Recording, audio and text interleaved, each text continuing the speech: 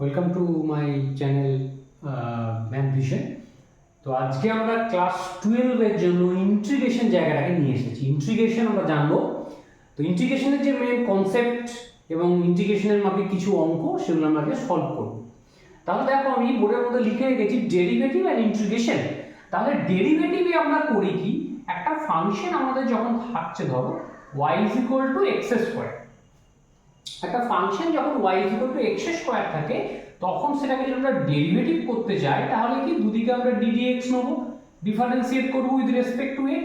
তাহলে এই দিকে কি হয়ে যায় dy dx, আর এদিকটায় একটা ফর্মুলা আছে দেখবে ddx of x to the পাওয়ারের n, এর ফর্মুলাটাই আছে n into x to the পাওয়ারের n - 1। তাহলে n টা এখানে 2 আছে, তাহলে 2 ইনটু x টু দি পাওয়ারের 2 - 1, তার মানে হয়ে যাচ্ছে 2x। তাহলে ডেরিভেটিভে আমরা কি পাচ্ছি, এখান থেকে এই জায়গাটায় আসতে পারছি। ইন্টিগ্রেশন ঠিক ডেরিভেটিভের বিপরীত প্রক্রিয়া, অপোজিট পার্ট। এখানে কি করি আমরা, দেখো এখানে আমাদের এই পার্টটা দেওয়া থাকবে dy dx = 2x দিয়ে দিলাম। তাহলে এখানে আমরা করব কি, দেখো dy এদিকে আমরা ক্রস মাল্টিপ্লিকেশন করে নিচ্ছি। এবার যখন দুদিকে আমরা ইন্টিগ্রেশন নিয়ে নেব তখন dy এর ইন্টিগ্রেশন y হয়, আবার কনস্ট্যান্টটা বেরিয়ে যায়, এখানে x এর পাওয়ারে 1 আছে। আমরা এক্ষুনি শিখবো এর ফর্মুলা আছে 1 + 1 / 1 + 1, x টু দি পাওয়ারের n এর ফর্মুলা। তাহলে সেখান থেকে দেখো 2 × x² / 2 আমরা পেয়ে যাচ্ছি। তাহলে কেটে যাচ্ছে। এবার ডেরিভেটিভ ইন্টিগ্রেশন আমাদের কিন্তু কমপ্লিট হয় না, সেজন্য আমরা একটা করে c দিয়ে দিই। আরো কোনো টার্ম আছে সেটা বোঝায়। তাহলে দেখো অ্যাকচুয়ালি আমরা এই y = x² ফিরে চলে এলাম। তাহলে এখান থেকে বুঝতে পারছো যে ইন্টিগ্রেশন আর ডেরিভেটিভ হচ্ছে একে অপরের বিপরীত প্রক্রিয়া। ইন্টিগ্রেশন থেকে আমরা ডেরিভেটিভে আসতে পারি, ডেরিভেটিভ থেকে ইন্টিগ্রেশনে যেতে পারি। এই যে ব্যাপারটা, এই দুটোর মধ্যে এরকম হচ্ছে ডিফারেন্স হলো। আচ্ছা, এবার আমরা ইন্টিগ্রেশনের মেন কনসেপ্টে চলে আসবো। প্রথমেই আমাদের ইন্টিগ্রেশনের কিন্তু ফর্মুলাগুলো জানতে হবে। দেখো আমরা ডেরিভেটিভের সঙ্গে ইন্টিগ্রেশনের যে ব্যাপারটা, ধরো আমরা এখানে ইন্টিগ্রেশন করছি sin 2x dx এর, তাহলে এই ফর্মুলাগুলো তোমরা সবাই জানো নিশ্চয়ই ইন্টিগ্রেশনের ফর্মুলা। তাহলে sin এর ইন্টিগ্রেশন কি হয়, -cos 2x। এবার ডেরিভেটিভ যদি আমি sin 2x করতাম ওখানে কিন্তু +cos 2x হতো, আর একটা ইনটু 2 হতো, একটা 2 ওখানে গুণ হতো, কিন্তু ইন্টিগ্রেশনে ওই 2টা ডিভাইড হয়ে যাবে এবং +c। এইভাবে আমরা ইন্টিগ্রেশনগুলোকে সলভ করি। ইন্টিগ্রেশনের আমরা ফর্মুলা জানলে কিন্তু অঙ্কগুলো করতে পারা যাবে। তো এটাই আমরা দেখলাম যে এখানে কিন্তু ডিভাইডের পার্টটা হচ্ছে, মানে বইগুলোয় যখন লেখা থাকে দেখবে integration sin x dx direct লিখে দেয় ওরা কিন্তু -cos x। কিন্তু এটা যদি আমরা এখানে ভাবি যে কোনো একটা পার্ট আছে, সেই পার্টটা কত 1 × x আছে, তাহলে অ্যাকচুয়াল কিন্তু এর নিচেতে 1টা হচ্ছে। এবার 1 বলে আমরা বুঝতে পারি না, ডিরেক্ট ফর্মুলার মতো মুখস্থ করি, কিন্তু সেই জায়গাটা করার দরকার নেই। এখানে যখন 2 থাকলে 2 হচ্ছে, এখানে কিছু না মানে 1 আছে, তাহলে এর তলায় কিছু না মানে 1 তো সবসময়ই আছে, ঠিক আছে। তাহলে আমরা কিন্তু এইভাবে জিনিসটাকে মাথায় রাখবো, তাহলে ইন্টিগ্রেশনের কনসেপ্টটা আরো ভালো বুঝতে পারবে। এটা গেল একটা তোমাদের। এবার দেখো আমি কোনো পার্টিকুলার অঙ্ক ধরে দেখাচ্ছি। ধরো আমাদের ইন্টিগ্রেশন করতে বললো x টু দি পাওয়ারের 4 + 4 টু দি পাওয়ারের x। আচ্ছা, অঙ্ক করানোর সময় আমি এখানে ফর্মুলাগুলো লিখে দেবো। আমরা ইন্টিগ্রেশনের একটা ফর্মুলা দেখব, প্রথমেই বইয়ে লেখা আছে x টু দি পাওয়ারের n যদি থাকে, nটা যে কোনো মান হতে পারে, ভগ্নাংশ হতে পারে, পূর্ণ সংখ্যা হতে পারে, যে কোনো হতে পারে। তাহলে ফর্মুলাটা কি বলছে, n + 1 আবার হচ্ছে n + 1 + c। অ্যাকচুয়ালি এর সঙ্গে এক করে যোগ হয়ে যাচ্ছে। এবারে এখানে যদি দুটো পার্টে ইন্টিগ্রেশনটাকে আমরা ভেঙে নিই, x টু দি পাওয়ারের 4x আবার ইন্টিগ্রেশন 4 টু দি পাওয়ারের এটা, তাহলে এই ফর্মুলাটা অ্যাপ্লিকেবল কি হচ্ছে, এর ভ্যারিয়েবল x হচ্ছে এখানে ভ্যারিয়েবলের মাথায় যদি কোনো কনস্ট্যান্ট থাকে তাহলে এই ফর্মুলাটা ইউজ করছি। ঠিক যদি আমরা লিখি n টু দি পাওয়ারের x, কোনো কনস্ট্যান্টের মাথায় ভ্যারিয়েবল, তখন কিন্তু এর জন্য নিজস্ব ফর্মুলা আছে, এটা বাই হবে log e বেস n। এর ফর্মুলা কিন্তু তখন এরকম হয়ে যাচ্ছে, এটা by log e base n। তাহলে এখানে কি হবে, দেখো x টু দি পাওয়ারের আমরা কি লিখতে পারি, এই ফর্মুলাটা থেকে দেখো 4 + 1 / 4 + 1। আবার এখানে কি লিখতে পারি, n to the power x, n মানে এখানে 4 রয়েছে, তাহলে 4 টু দি পাওয়ার x by log e base 4 plus হচ্ছে c। এইভাবে একটা ইন্টিগ্রেশন আমরা করতে পারছি, যেখানে অবশ্যই লিখতে হবে পরীক্ষার সময় c হচ্ছে ইন্টিগ্রেটিং কনস্ট্যান্ট। ইন্টিগ্রেটিং কিন্তু কনস্ট্যান্ট, এই কথাটা লিখতেই হবে। সিটা হচ্ছে ইন্টিগ্রেটিং কনস্ট্যান্ট, বাংলায় আমরা বলছি সমাকলন ধ্রুবক, সমাকল ধ্রুবক।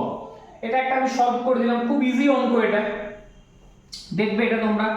আচ্ছা, এরপরে আরো অনেক অঙ্ক আছে আমরা সলভ করব, তোমাদের বই থেকেই করাচ্ছি, এসএন দের বই, হ্যাঁ এসএন দের বইটা একটু দেখে নেবে, এই অঙ্কগুলো থেকে প্রত্যেকটা রয়েছে।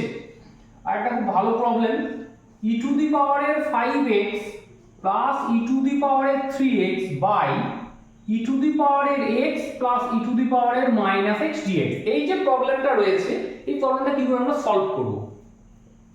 দেখো প্রথমে দেখতে হবে যে কোনো যদি কিছু কমন যায়, দেখো উপর থেকে আমরা দেখতে পাচ্ছি কমন যাচ্ছে, কি কমন যাচ্ছে? 5x আর 3x থেকে 3x কমন চলে যাচ্ছে, তাহলে পড়ে আছে e to the power 2x plus 1। ঠিক একইভাবে নিচেতে যদি আমি এই টার্মটাকেই আনতে চাই, তাহলে দেখো e টু দি পাওয়ারের 2x এ আমি চাইছি প্লাস 1 ও আমি চাইছি, তাহলে এর সঙ্গে কি মাল্টিপ্লাই করলে e টু দি পাওয়ারের x আমি পাবো? তাহলে এখানে যদি একটা -x আমি মাল্টিপ্লাই করি, তাহলে 2x - x হচ্ছে x, আর এর সঙ্গে 1 এর মাল্টিপ্লাই করলে দেখো এটা চলে আসছে। তাহলে দেখো এই টার্মটা কেটে যাচ্ছে, অবশ্যই dx রয়েছে, তাহলে e to the power x টা যদি উপরে ওঠে তাহলে 3x আর x এ হয়ে যাবে 4x। এবার e to the power x এর ইন্টিগ্রেশন অফ e টু দি পাওয়ারে যদি mx থাকে, তাহলে ফর্মুলা দেখবা বইয়ে লেখা আছে e to the power mx by m plus c। এই যে m টা, এই যে কনস্ট্যান্টটা, সেটা নিচে নামছে, তাহলে এখানে কি আছে e টু দি পাওয়ারের 4x বাই আমরা লিখতে পারি 4 প্লাস c। খুব সহজেই আমরা অঙ্কটা সলভ করতে পারলাম, এটা একটা ছোট প্রবলেম তোমাদের জন্য। আচ্ছা, এরপরে আমি আবার কোনো একটা প্রবলেমে চলে যাই। 3 নম্বর প্রবলেম, ধরো একটা প্রবলেম নিলাম, integration cos square theta d theta. দেখো কিছু কিছু ফাংশন আছে যেগুলো আমরা স্কয়ার থাকে, যেমন ত্রিকোণমিতিক ফাংশন, আমাদের যে ফর্মুলাগুলো আছে সেগুলো কিন্তু cos থিটা sin থিটা এগুলোর জন্য, তাহলে এই ক্ষেত্রে কিন্তু ইন্টিগ্রেশন আমরা করতে পারবো না। এই সময়তে আমরা যে ত্রিকোণমিতিক যে ফর্মুলাগুলো শিখেছি সেগুলোর অ্যাপ্লাই হবে। সেগুলো কিভাবে অ্যাপ্লাই করব না, আমি একটা বাইরে হাফ, এখানে একটা 2 নিলাম, তাহলে সুবিধাটা কি হবে? দেখো আমরা কিন্তু পড়েছি 11 এ 2 cos স্কয়ার থিটার ফর্মুলা কি বলতো? 1 প্লাস cos 2 থিটা। খুবই ইম্পর্টেন্ট একটা ফর্মুলা, খুবই আমাদের কাজে লাগে। তাহলে হাফ অফ, আমি দুটো পার্ট করে দিচ্ছি এখানে, দেখো একবার হচ্ছে 1 ইনটু d থিটা, আবার একবার half of cos 2 theta d theta. তাহলে দেখো আমরা পড়েছি ইন্টিগ্রেশনের ফর্মুলাতে ইন্টিগ্রেশন dx এর ইন্টিগ্রেশন কত হচ্ছে? x প্লাস c, তাহলে d থিটা থাকলে কি হবে? থিটা, আবার হাফ অফ sin এর cos এর ইন্টিগ্রেশন কত? sin, আবার 2 থিটার জন্য আমরা একটা বাই 2 লিখব প্লাস c। এবার আমরা মনে করলে হাফটা কমন নিতে পারি, তাহলে কিন্তু অঙ্কটা আমাদের হয়ে গেল। তাহলে theta plus sin 2 theta by হচ্ছে 2 প্লাস হচ্ছে c। তাহলে এইখানে যদি আমাদের মনে করো অঙ্কটা দিল sin square theta d theta, তাহলেও কিন্তু সেই একই, বাইরে হাফ এখানে 2 নেব, 2 sin square theta, 2 sin square থিটার একই রকমই ফর্মুলা, শুধু এখানে একটা মাইনাস রয়েছে, তাহলে এটাকেও কিন্তু আমরা ইজিলি সলভ করে দিতে পারছি। তাহলে এখানে 2 sin square theta cos square theta যেরকমই থাকবে, স্কয়ার থাকলে sin cos এর ক্ষেত্রে যেটা আমি বলছি শুধুমাত্র sin cos এর জন্য, তখন আমরা এই ফর্মটা এইভাবে অঙ্কগুলোকে সলভ করতে পারবো ত্রিকোণমিতিক ফর্মুলা অ্যাপ্লাই করে। এটা একটা প্রবলেম গেল তোমাদের জন্য। আচ্ছা, আরো একটা প্রবলেম দেখো নিয়ে আসছি আমি, 4 number problem, integration tan square theta d theta. দেখো তাহলে দেখো tan স্কয়ার থিটার ইন্টিগ্রেশন কিন্তু আমরা করতে পারবো না, এখানেও স্কয়ার রয়েছে। এবারে দেখতে হবে কি করলে আমরা ইন্টিগ্রেশনটা সলভ হয়ে যায়। কিন্তু দেখো আমরা স্কয়ারের মধ্যে দেখবে sec স্কয়ার থিটার ইন্টিগ্রেশন আমরা জানি কত? tan থিটা প্লাস হচ্ছে c। তাহলে আমরা মাধ্যমিকের ফর্মুলা থেকে কি জানি? sec square theta minus tan square theta equals to হচ্ছে 1। তাহলে tan স্কয়ার থিটা সমান কি লিখতে পারি? sec square theta minus 1। তাহলে tan এর জায়গায় যদি আমি বসিয়ে দিই sec square theta minus 1 d theta, তাহলে সুবিধা কি হবে? দেখো দুটো পার্ট করে নাও, sec square theta d theta একটা, আর একটা হচ্ছে মাইনাস 1 ইনটু d থিটা মানে থিটা, d থিটা হয়ে যাবে। আচ্ছা, এবার sec স্কয়ার থিটার ইন্টিগ্রেশন কি? দেখো tan থিটা, ডাইরেক্ট বসিয়ে দিলাম tan থিটা, আর d থিটার হচ্ছে থিটা প্লাস c। খুব সহজেই আমরা সলভ করলাম। তাহলে এই জায়গায় যদি অঙ্কটা চেঞ্জ করে দিয়ে cot থাকতো, cot square theta d theta, তাহলে কি হতো?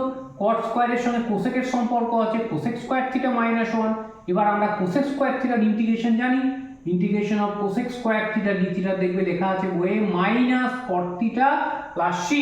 ফর্মুলাগুলো কিন্তু আমাদের মুখস্থ করতে হবে। তাহলে minus cot theta minus theta plus c, এটাও একটা ছোট্ট প্রবলেম। হ্যাঁ, এগুলো কিন্তু প্রত্যেকটা জিনিস কাজে লেগে যাবে। হ্যাঁ, ইন্টিগ্রেশন একটা এমন জায়গা আমাদের যখনই করতে যাবো তখন আমাদের ট্রিগোনোমেট্রিক ফর্মুলাগুলো কিন্তু মাথায় রাখতে হবে, কারণ খুবই এখানে অ্যাপ্লাই হবে এগুলো। এটা একটা 4 নাম্বার প্রবলেম তোমাদের জন্য। আচ্ছা, এরপরে দেখো আরো আমি কিছু প্রবলেম তোমাদের জন্য নিয়ে এসেছি। আচ্ছা, মনে করো একটা এরকম প্রবলেম থাকলো 5 নম্বরে, ইন্টিগ্রেশন 2 - 3 sin x বাই হচ্ছে cos স্কয়ার x dx।